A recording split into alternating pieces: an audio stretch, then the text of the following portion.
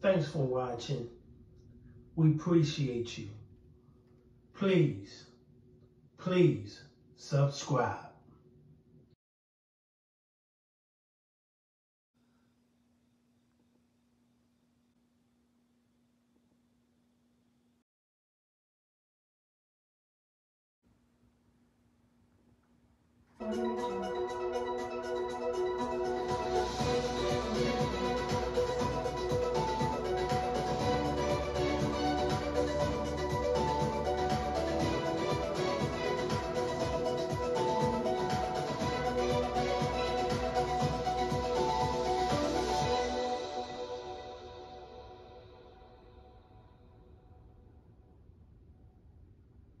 Have a teen in your life, you know it's an exciting time of new experiences and incredible growth.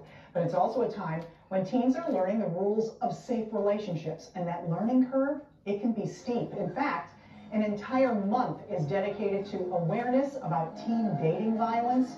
It's an important topic. Susan Kidder is CEO of Safe Connections, and she joins us for our ongoing conversation about healthy relationships. Thank you so much for being here, Susan. Thank you. Always great to have you. What kind of violence are we talking about when we talk about teen dating violence? How common is it? Well, teen dating violence is an ongoing pattern in a relationship where one partner exerts power and control over the other. And this can take many forms. Physical control, psychological, emotional, financial, sexual, and technological abuse. And the interesting thing about this is so many people don't even know it's a thing. Absolutely. Right? Well, studies show, this is really concerning, studies show that 81% of parents and or caregivers don't talk with their kids about healthy relationships or don't even know that teen dating violence exists. Wow. So where are our kids learning about healthy relationships? Right. Where are they? I mean, I guess TV, movies, exactly, rap songs, lyrics, the internet, misinformed peers. I mean, from all sorts of sources that aren't necessarily healthy. The best sources. Right. So what would the warning signs be for a teen themselves or a parent? Feeling about isolation. Perhaps the partner is isolating their partner, your child, and, quote, not letting them go to family events or, do things other than be with them, the dating partner. Perhaps being withdrawn, perhaps slipping grades. There could be signs of physical harm that a child may have, and just a general sense of not being connected as they used to be.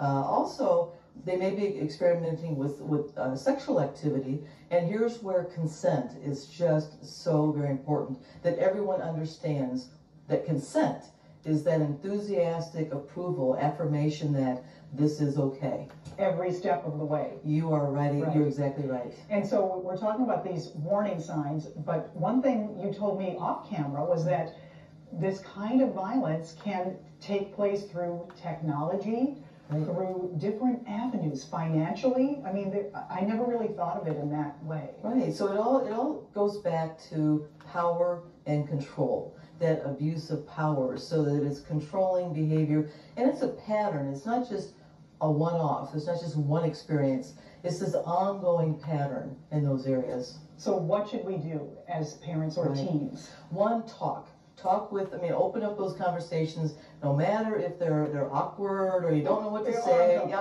I know. Just being there for your child, making sure they know that you are there to support them. And if your child is a survivor of teen dating violence, to believe them when they share that with you. Folks can also always call Safe Connections 24-hour crisis helpline and go to our website. It's safeconnections.org.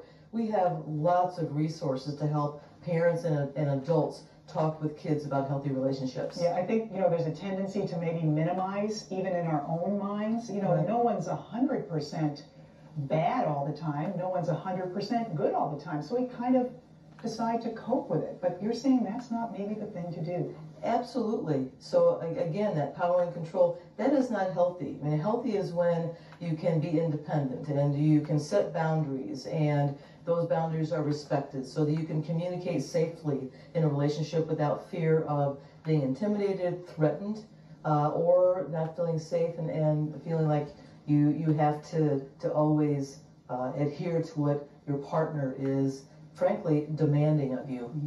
Safe Connections is such a great resource. Thank you so much for being here. Thank you. Thank you.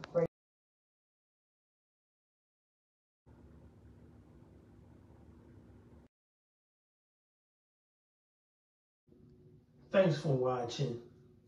We appreciate you. Please subscribe.